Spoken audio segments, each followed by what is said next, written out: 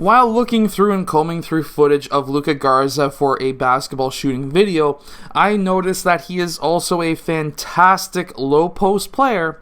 I already knew this from watching his season games in the NCAA, but when you start looking at these highlights, you're going to really notice how great of a player he is. So in this first clip, what we have is a quick one dribble post move, a quick shot fake, and then a fadeaway shot. Let's really break this down and see how amazing this actually is. Okay, so when he receives that ball, he is out on the perimeter, or close to the perimeter. He's kind of in the mid post, what I call it.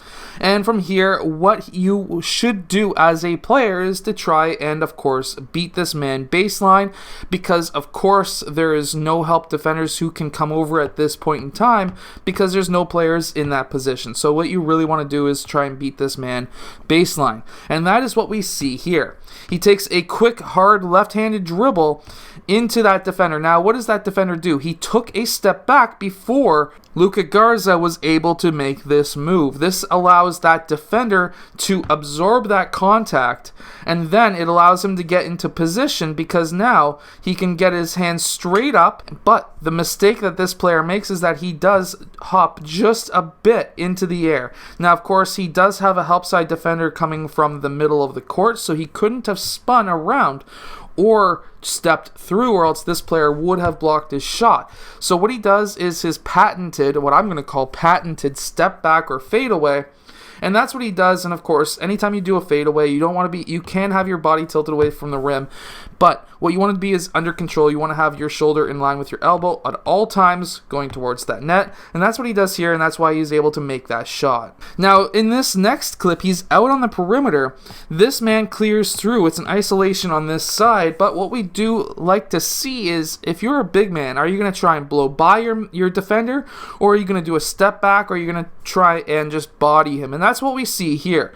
He is able to get a couple of dribbles out towards that left side, get a little bit of body at this point, but now this is really good. Nice power dribble, shoulder into the chest of that defender. Now, when you do this, right foot chest into that defender, this knocks that defender back. This is a very good move. And when you do that, when you land off after that, you want to land right-left. If you're on this left side, you want to land on your right foot first, and that's what we see here, and you want to push off of that right foot onto your left foot, and then you're able to get that shot off. Especially if you're a big man going up against another big man, this is definitely the footwork that you're going to be looking at trying to attain into your skills. So here we have him on that left side. He does a quick right shoulder into that defender. When he lands after that right shoulder onto that right foot, he spins quickly onto his left, and then he plants that right foot around. This allows him to get that strength to get that ball up. He does get the and one, but the only reason why he gets the and one is because he goes up with two hands here. He has that guide hand then pushes off against those hands trying to block him. That allows him to get that shot up, and because that player made contact not under control while moving in the air, Luka Garza is able to get that and one. This is another great move. I'm going to call this a post move, even though he is out on the perimeter.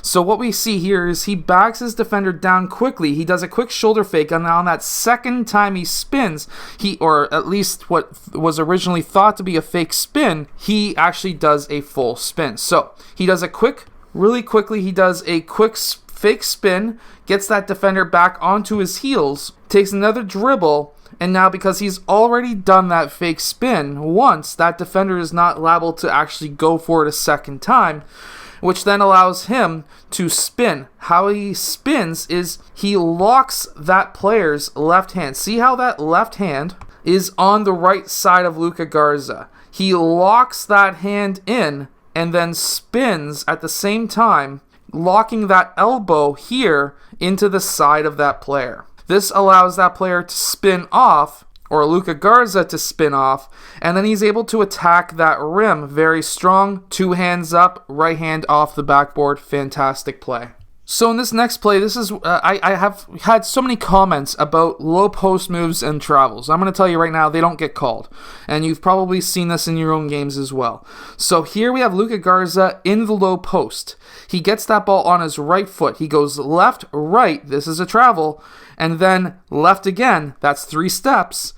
And then he finally dribbles. See, and the ref's right there. So what happens is when you're in this kind of a position, especially the higher levels that you're playing at, that player is, or that referee, is looking for contact. He is not looking at your feet.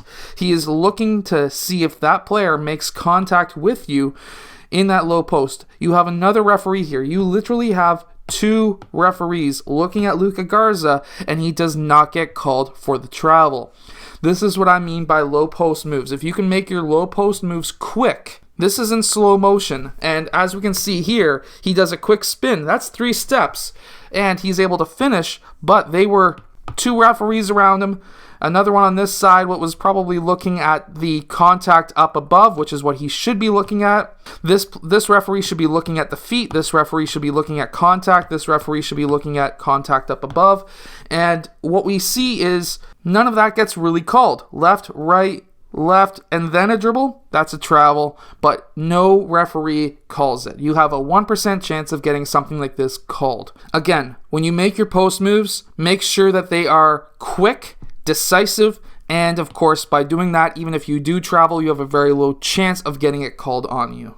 This is another great, I'm going to call it a post move, even though it's a move that he does when he's driving towards the rim from the perimeter. He spins off the defender once, and then he takes a quick 2 dribble, 1-2, and then he's able to finish on the other side. Why is this important? Well, of course, if he drove baseline, this player would have come down, this player would have pinned his shot. This player here, he would have been defending 3 players out on the perimeter, so if he spun baseline, he would have to kick it out to one of these players. But by spinning towards the middle, in this case, what he has is the ability now, if he gets 2 hands on that ball, which we do see here, and then he goes up for the reverse, what he is actually doing is he's using that rim as protection.